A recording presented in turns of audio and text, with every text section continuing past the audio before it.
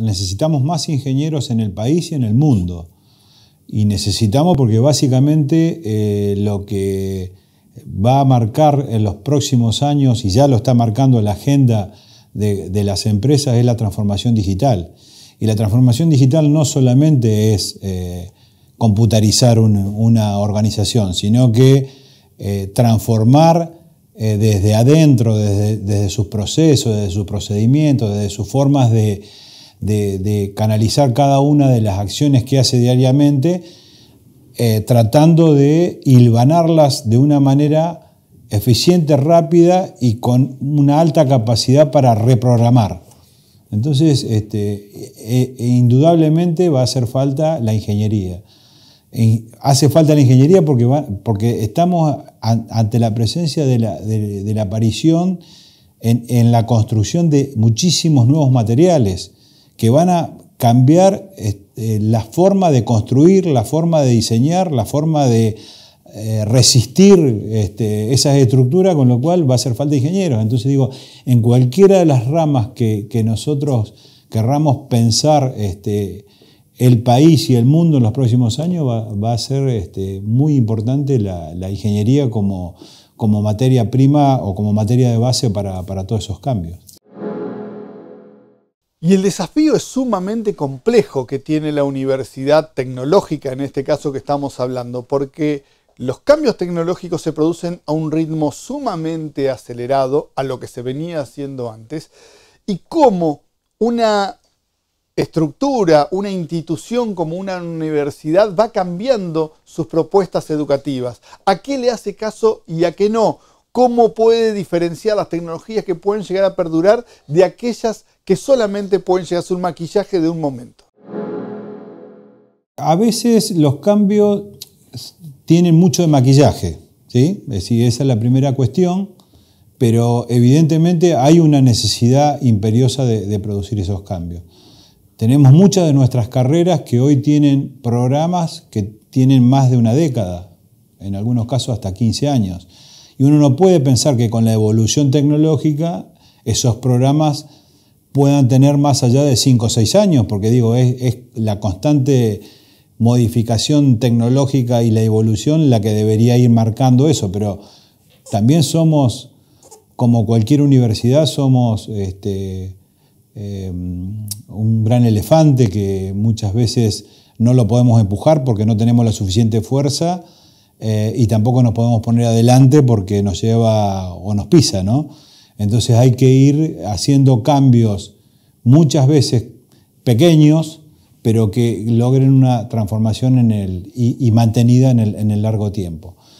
Y muchas veces esos cambios que vamos produciendo, y por eso estuvo el concepto de muchas veces ideas de maquillaje, van haciendo de que en el momento de la evolución ese cambio se lo tragó una nueva tecnología o una nueva forma de pensar un proceso o un producto. Y entonces es ahí donde nos preguntamos permanentemente si no deberíamos estar en un cambio permanente de currículas. Pero bueno, el sistema es tan rígido que tenemos que ser muy cautelosos de la manera en que lo implementamos, ¿no? Y otro de los grandes desafíos que tiene la universidad es qué pasa con los alumnos. Este es uno de los principales problemas. Quienes ingresan a una carrera, ¿cómo se mantienen en esos 2 primeros años fundamentales para consolidarse en lo que se está estudiando? ¿Cómo continúan después y cómo logran terminar, sobre todo en las ingenierías, cuando las empresas y el sector privado o público también los está tratando de sacar antes para poder insertarlos en un mundo laboral que necesita de estas carreras? Este es uno de los grandes desafíos que se ha multiplicado, sobre todo después de la pandemia. Primera cuestión,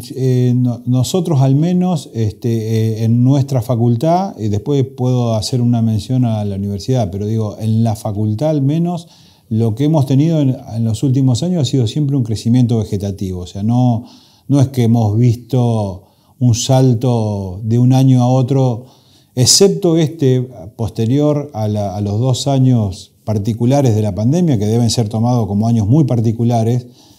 donde sí la ingeniería en sistemas de información ha pegado un salto enorme y casi ha duplicado la cantidad de ingresantes, pero en el resto de las carreras se ha mantenido. A nivel de la universidad en su conjunto sí ha habido un aumento en la cantidad de ingresantes,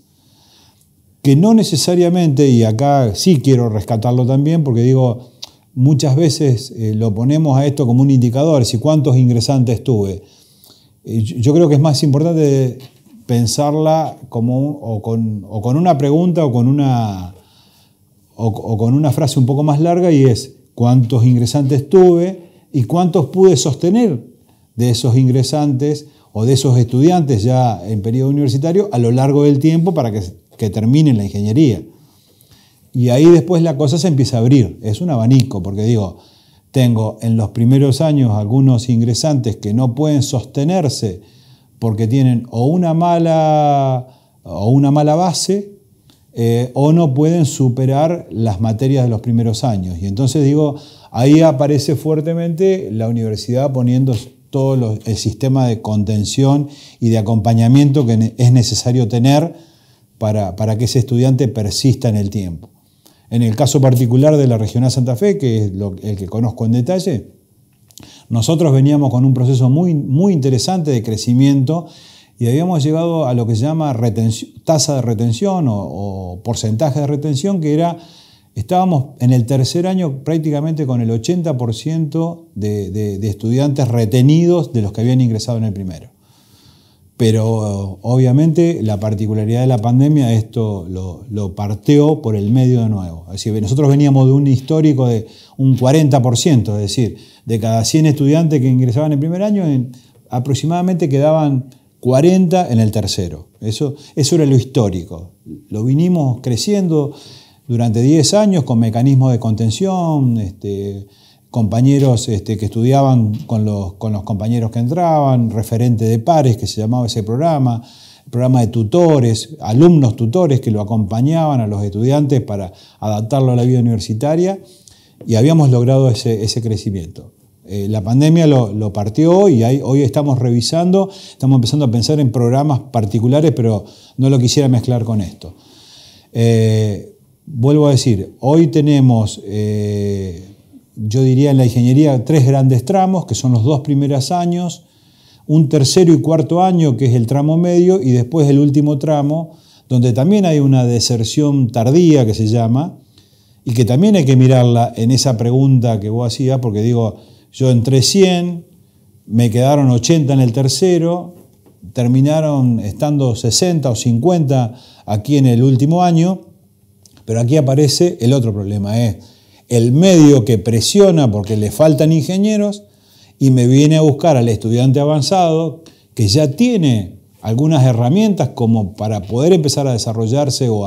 a trabajar en esa organización como ingeniero, y me lo lleva y no lo deja recibir. Entonces digo, tengo un problema de base al principio, tengo un problema de estabilidad en la zona central de la carrera y tengo un problema de que el medio o las empresas o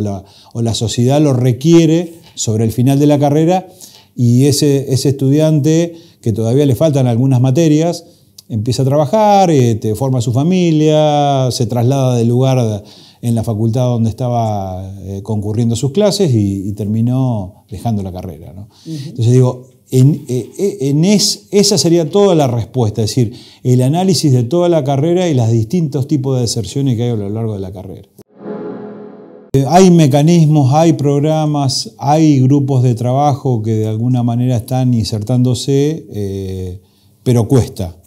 Cuesta por un montón de razones. Cuesta porque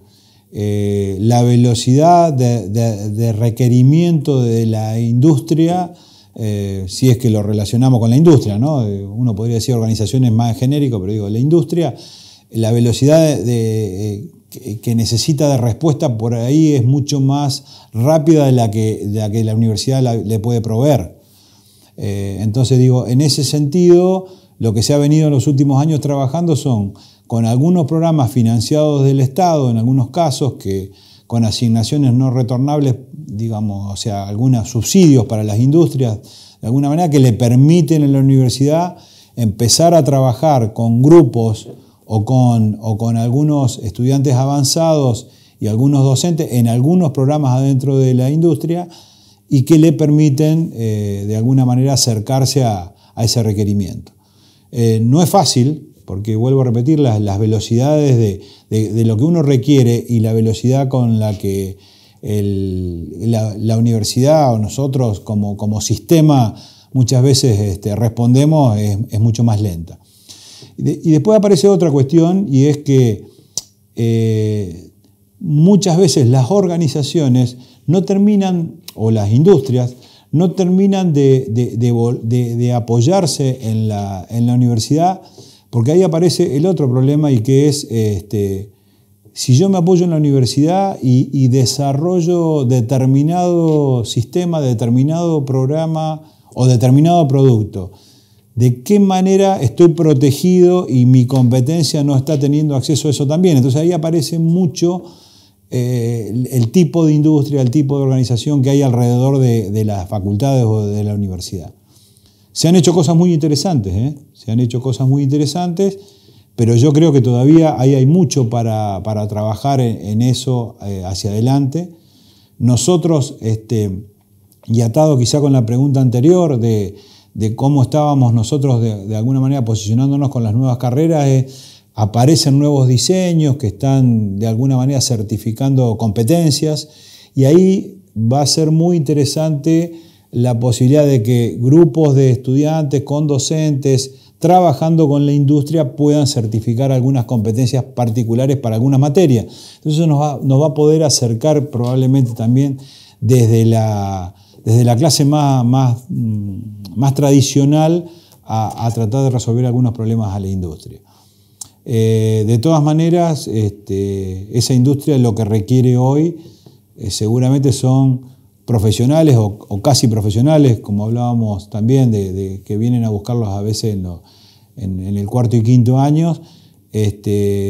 pero para trabajar fundamentalmente en repensar esa organización de cara a un producto que ya no va a tener la competencia de la industria que está a 30 kilómetros, sino que probablemente empiece a tener la competencia de alguien que está en el otro lado del mundo y va a tener que competir con calidad, con prestación, con precios y con un montón de otros elementos que van a requerir de un profesional. Y muchas veces ese profesional, nosotros como institución, como sistema, no tenemos la capacidad para producir lo que necesita la industria. Y uno de los principales cambios que se ha dado en las universidades argentinas, sobre todo en los últimos 10 años, tiene que ver con la formación del estudiante, pero ya no solamente para ocupar un cargo en alguna empresa que los contrate, sobre todo en la parte de ingeniería, sino también para pensar como emprendedores. En esto se está poniendo el foco y en esto se están haciendo distintas acciones para poder lograr este tipo de egresados con capacidad de generar no solamente más trabajo, sino más empresas, que es lo que necesitamos. El primer desafío que tenemos hoy trazado es una fuerte comunicación con el medio socioproductivo. Nosotros en los últimos años hemos venido tratando de enfocar muchísimo en la producción de ingenieros, pero en muchos de los casos esos ingenieros se reciben y bueno, se van a la industria, que es lo que uno desea. Pero digo, faltó en el medio esa comunicación, esa vinculación de lo que se produce en la universidad como conocimiento, pero también lo que se produce allá afuera como conocimiento y que muchas veces es un camino o es una ruta de ida y vuelta, digamos, ¿no? Entonces yo creo que uno de los grandes desafíos es que esa vinculación y esos procesos que le llamamos de extensión universitaria realmente empiecen a plasmarse en volcar conocimiento en las industrias y traer ese conocimiento que se produce en las industrias, traerlas al aula. Ese es un primer gran desafío. Y el otro desafío, que es un desafío ya un poco más de política de Estado, y yo creo que en muchos de los casos nos excede, pero nos duele, es ese profesional que hoy formamos en la universidad pública, sostenida por la sociedad, que muchas veces la única alternativa que ve es el día que le dan su título es subirse a un avión e ir a entregar su conocimiento a otro lugar del mundo, digamos, ¿no? Y eso me parece que es una gran deuda pendiente, porque digo, nosotros particularmente como Universidad Tecnológica deberíamos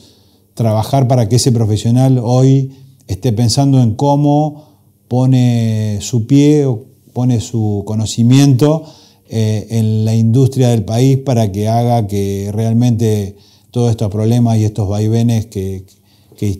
venimos teniendo hace muchísimos años empiecen a generar producción genuina para el país, producción de divisas genuina para el país y ingeniería realmente para el país.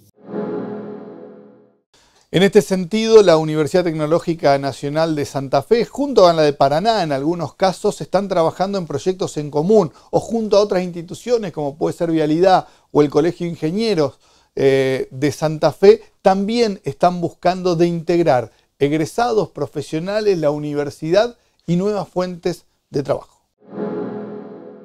De hecho, tenemos mecanismos para eso, hay materias,